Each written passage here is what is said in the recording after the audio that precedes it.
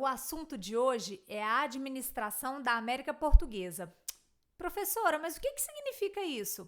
Nada mais é do que a administração do Brasil pelos portugueses. Nós sabemos que em 1500, pelo menos oficialmente, os portugueses chegaram às terras brasileiras e passaram então a explorar e posteriormente administrar essas terras de acordo com a cultura europeia, desprezando inclusive o cotidiano dos nativos da América.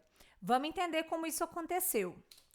Bom, a gente tem aqui dois mapas para interpretar. O primeiro mapa fala sobre a América colonial ibérica, segundo o Tratado de Tordesilhas. Ibérica é uma referência à Península Ibérica, que fica na Europa e que tem dois países que a formam, Portugal e Espanha. Então, quando a gente fala desse mapa, a gente está dizendo que essas duas nações, Portugal e Espanha, dividiram as terras da América entre si.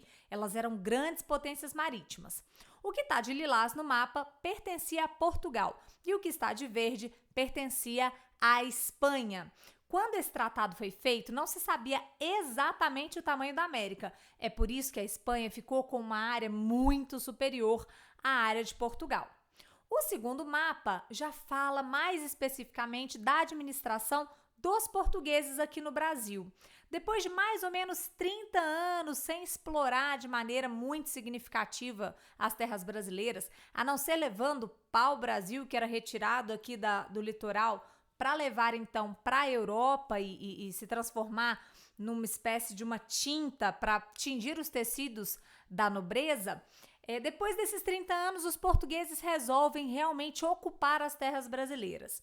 E o que eles vão fazer? O rei de Portugal vai dividir essas terras em partes. E essas partes serão chamadas de capitanias e serão doadas a capitães donatários. E elas serão passadas hereditariamente para os seus filhos, netos, bisnetos e assim por diante.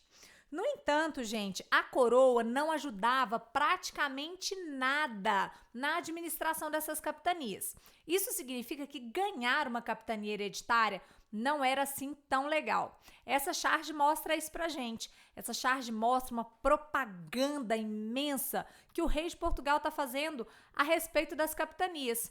Se você vai doar alguma coisa, você não precisa fazer propaganda. Se você está fazendo propaganda para alguma coisa que você vai doar, é porque aquilo não presta. As capitanias hereditárias não deram certo. Por quê? Porque os capitães donatários tinham que chegar aqui, combater os índios, fazer as terras produzirem, no meio de um monte de mato, no meio de um monte de terra inexplorada, repleta de nativos, alguns deles inclusive antropofágicos, ou seja, que faziam um ritual, que eram capazes inclusive não de se alimentar, mas de comer carne humana, acreditando estar absorvendo as virtudes do inimigo. Então, essas capitanias, de todas as capitanias que foram criadas nessa época, que foram 17 capitanias de 15 capitães donatários, apenas duas deram certo, né? A capitania de Pernambuco e a capitania de São Vicente. Significa que essa coroa portuguesa não garantia absolutamente nada. E mesmo que os lotes fossem de frente para o mar, era uma furada receber uma capitania hereditária. Bom, vamos falar então da presença dos jesuítas aqui no Brasil. A gente sabe que a Companhia de Jesus ela surgiu com a Contra-Reforma e o papel dos jesuítas era ampliar os fiéis católicos pelo mundo e eles vão fazer isso muito bem aqui nas terras brasileiras. A gente consegue perceber através desse mapa, né, que a presença dos jesuítas aqui no Brasil foi bastante intensa.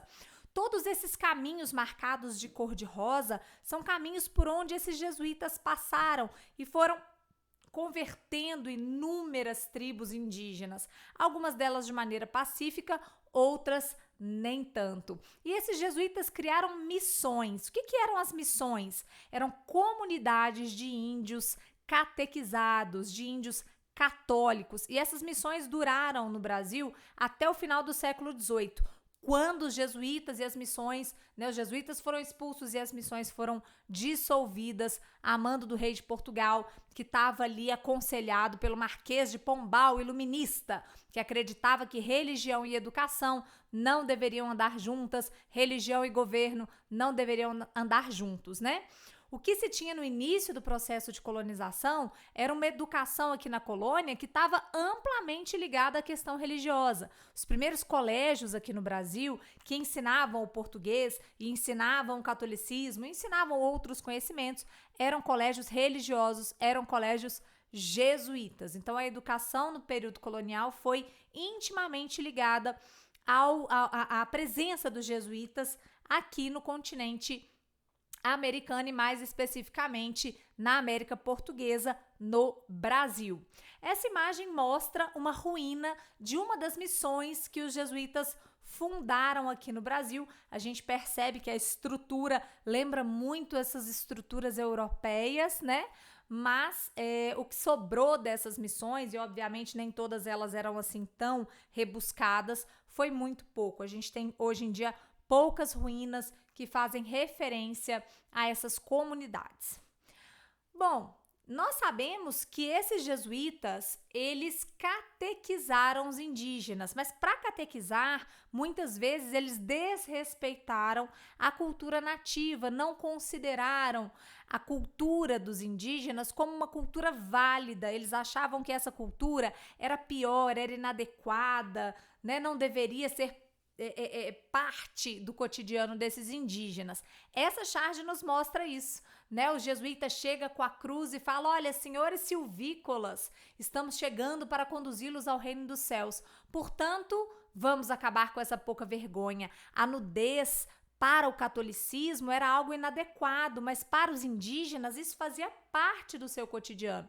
É importante a gente entender que a tolerância e o respeito à diversidade, ela deve existir. Naquele momento, lá nos séculos XV, XVI, XVII, XVIII, até o XIX, esse respeito, ele simplesmente não existia. Mas é muito importante que a gente pratique isso na atualidade, que a gente respeite as diferenças, que a gente respeite as culturas, a diversidade, porque é isso que o ser humano tem de mais interessante, né? De mais bacana.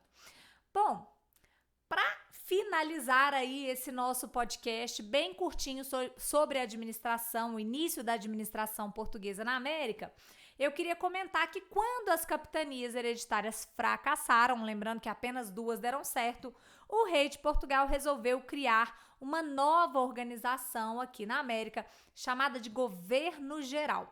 O Governo Geral, ele centralizava a administração nas mãos de um governador geral, que era auxiliado por alguém responsável pela justiça, que era o ouvidor-mor, alguém responsável pela segurança, que era o capitão-mor, e alguém responsável pela economia, que era o provedor-mor.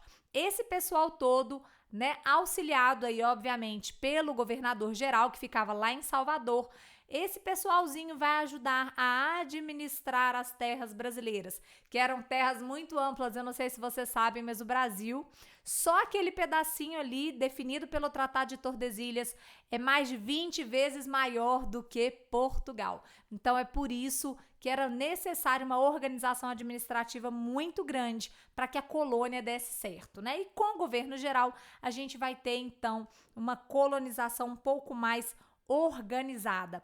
Nessa charge, o rei pergunta, né, quem foi que disse que as capitanias seriam um sucesso, e o rapaz lá, o projetista, fala: olha, Vossa Alteza mesmo, né? O rei acreditou que as capitanias dariam certo, acabaram não dando porque não tiveram suporte, e por isso ele foi, de certa forma, obrigado a criar o governo geral.